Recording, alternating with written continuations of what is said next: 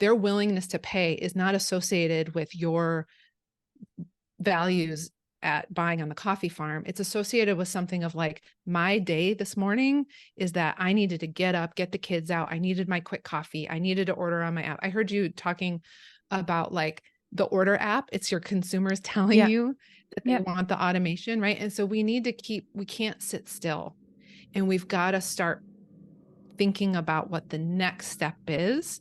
And we can't think about what that next step is if we're not following these basic business principles to be profitable. Welcome to the Daily Coffee Pro by Map It Forward, friends. I'm your host, Lee Safar, and this is episode 1 of a 5-part series that has been a long time coming. We have tried very hard to make this happen. It is my pleasure to introduce you to Miranda Caldwell from the Coffee MBA. Miranda, welcome to the podcast for the first time. Thank you, Lee. Glad we made it work. We have finally made it work. And this is the subject that I love to have conversations about when we're talking about business principles. Our theme is bringing global business principles to coffee. This is your complete wheelhouse. So Miranda, before we dig deep into what this series is going to be about, why don't you tell everybody what you do? Not that they don't know, because everybody knows who you are. But no, I have not been very forward in the industry up until like a year ago. And so I do have people like, who are you? So I've been in specialty coffee now for 23 years. I just hit 23 years this month. And I've been in and out, honestly, but mostly in through that time. And I've mostly worked for coffee roasters.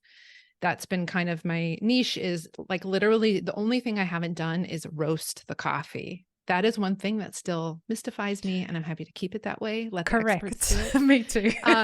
Yeah, but I've like been a green coffee buyer. I've done quality. I've done retail, like all the things, sales.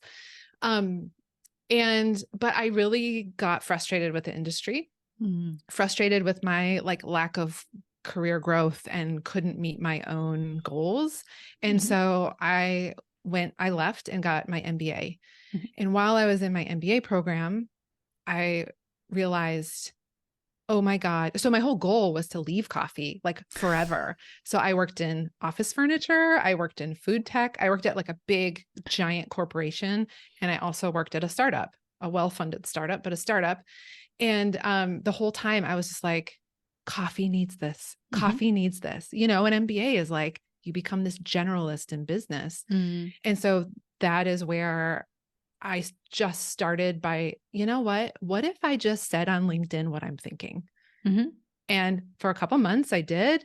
And then I started getting noticed. I was asked to speak at Rico. I was asked to come on podcasts. It just kind of kept going. And so I created this thing that I call the Coffee MBA, which is now launching into like a full-on business. Yeah, fantastic. Which I should say is like an educational platform for these business foundations but like specifically for coffee. So in this episode, we're going to talk about defining global business principles. So why don't you help us define those global business principles? Yeah. So some of my thoughts here, I've noticed there's like sometimes a visceral reaction to them. People are like, oh no, stop saying Nestle. But they're like they're kind of my go-to, right? I like literally wrote an essay about them, a paper in grad school, and like, so looking at these multinational corporations, there's a formula. There's a way that these companies do business. They're giant. They need to be really efficient. And so I always say that like Nestle isn't going to release a product they think might not work. That's never going to happen. They are doing incredible amounts of market research. They're then taking that market research and doing research and development for years, years. And then they're working it through a funnel to make sure that when that product launches, they know exactly how it's going to go. I mean, you can't know everything, right? They don't have crystal balls, but like pretty close. And so this is what I mean by like global business principles is like, are you thinking in that way? Or is your coffee buyer getting lost in Kenya and being like, I got excited. I just bought a ton of coffee, like how are you operating? And I think about like I feel like our industry is distrusting of or lacks interest in things like sales and marketing. They're like, I don't know, marketing, I don't know, sales. And so we're limiting our potential. And not everyone wants to grow. But even if you're not interested in growth, you still need sales and marketing to keep your market share. So these are like really, I would say like basic elements of global business that I see a lack of in our industry. I couldn't agree with you more. In all the consulting work that I do, I am constantly surprised at the number of people that contact me and say, we love your podcast. We hear that you do consulting. We'd love to have a conversation with you about, our business. And we have a conversation, and it's a discovery conversation about what they know about their business and what they don't know about their business. And or it's a conversation about the business that they hope to own one day. Mm-hmm. That's the one that gets me the most. And mm-hmm. when people have this idea of build it, this is the one that pisses me off the most. This philosophy that we've got in this industry of build it and they will come. Oh, yes. And whether someone has a business or is hoping to have a business one day and then believes like, I don't need a marketing strategy. I don't need a sales projection. I don't need to set a budget. I'm telling you this is going to work. Mm-hmm. How? How do you know this is going to work? Have you tested if this is going to work? Have you done any R&D? Have you even done a survey in your local community to see if anyone cares about specialty coffee? Yeah. No, yes. I'm going to teach them about specialty coffee. Consumers love that. Yeah, consumers love when you tell them what they should be doing. And this is the part that frustrates me about the associations that we have in this industry. Mm-hmm. The number of people that I encounter that either want to have a business or have a business and have no idea how hard it is to make money in this industry. Well, no. Let me say it differently. It's not that it's hard to make money in this industry. It's near impossible to turn a profit in this industry. Right. It's not difficult to make money. Mm-hmm. But to be profitable, and when you say to people, like, you should be aiming for about 3% net profit, which is the industry standard in cafes. They're like, why would anybody do this? Correct. Right. If you're a roaster, you might be looking at somewhere around 8%, which still, why would you do this? Mm-hmm. We have a problem. We have market saturation pretty much everywhere. Yeah. And the only way we fix this is by reducing the market saturation. Right. And I think that there's some global situations that are going to take care of that in the next 12 to 24 months, given that credit is going to get very expensive. And well, and I would argue. Go ahead. Sorry. Go ahead. No, please. I would argue too that, like, aside from removing the market saturation, there is this thing that, it's the drum that I pound constantly, is the innovation. Like, that's what Nestle's doing, and they're out innovating us. And so, and they're really good at marketing. And so they are going to steal our market share because consumers don't necessarily have the same values as us. Our values might be aligned, but that's not what forces them into making a purchase decision. Folks, our first on-demand workshop, How to Become a Coffee Consultant, is now available for you to learn at your own pace for just €50, and it comes with a certificate upon completion. Go to mapperforward.coffee/workshops or click the link in the show notes for more details. Support this podcast by supporting our sponsors. Their willingness to pay is not associated with your values at buying on the coffee farm. It's associated with something of like, my day this morning is that I needed to get up, get the kids out. I needed my quick coffee. I needed to order on my app. I heard you talking about like the order app. It's your consumers telling you that they want the automation, right? And so we can't sit still, and we've got to start thinking about what the next step is.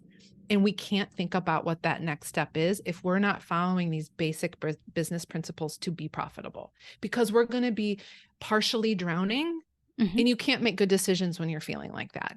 And so you've got to really like anchor your business in something so that you can then like speed ahead. I mean, you can't be anchored and speed ahead in a boat at the same time. But that analogy sucks, but I get it. Like, you know what I mean? Right. And so someone has got to start putting their neck out there and say, all right, I'm going to take the risk and I'm going to do some innovation. And I'm actually hoping to do a research project next year with a college to prove that innovating can make you more profitable. So hopefully that works out.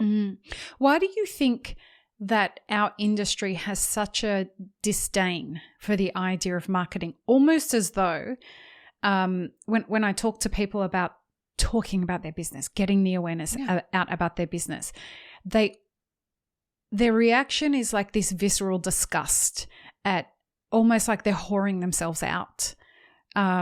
Right? Like, do you see that? Yeah, because we're musicians. Yeah. Looking at you. We're artists. Yeah. We're writers. We're people who have this like sense of, we have this sense of like creativity isn't like giving people what they want and putting a jingle behind it. That sucks my soul out, right? What feeds my soul is doing something that's authentic and, this and that. Yeah, I get it. But do you want to have a business? Like, these are the hard questions we need to start asking, is like, it might just be this or that. Like I think, and especially as the market's saturated, it might be this or that. But I also urge people to look at Nestle. I took a little video of like all of these products at Host that were created, by this big manufacturing company. And my thinking was, imagine if all of these products were specialty coffee and not commercial coffee. And all of these products had the same values that we have, but they were just like frac packed and capsulized and, all of these things. Wouldn't that be a beautiful world? Because we could have both. And if anyone wants to see an example of this in play in the market, and this is not a sponsor or anything like that, I just have a deep, deep respect for this brand, go check out Stitch Coffee. Stitch Coffee has done drip bags with high-end specialty coffee, capsules with high-end specialty coffee, ready to drink with high-end specialty coffee. They do cans of coffee beans with super expensive geishas. Yeah. And they are crushing in their online retail. Crushing. There you go. Noah Hadra was the first person in Australia to say, I am going to invest and invest and invest and invest and invest in e-commerce before anybody was doing it, in branding. He was spending hundreds of thousands of dollars on branding. He just used his money to do that and refine the brand and understand what customers wanted and continue to survey them. And he is killing. He is absolutely killing. For that example. Yeah, see? And you know who else is doing that? Who? Blue Bottle. Yeah, 100%. Right? It's Nestle's specialty R&D arm now. Yeah. I mean, right? Like that's what they're doing in the market. And they're the Blue Bottle capsules now for Nespresso pods. All of this is coming. Are you getting on board or aren't you? Yeah. Like that's my feeling about it. So folks, in the next episode, we're going to talk about how these principles end up changing an industry. So join us for the next episode of this series. I can't wait. Peace, love, and peanut butter. Have an amazing rest of your day. Thanks for tuning in, friends. There are 2 ways you can support this podcast. Firstly, become a paid member of our YouTube channel. Secondly, you can join our Patreon for as little as $3 a month. Don't forget to subscribe and like this video before you leave, and check the show notes for more information. Now, this is what you should check out next.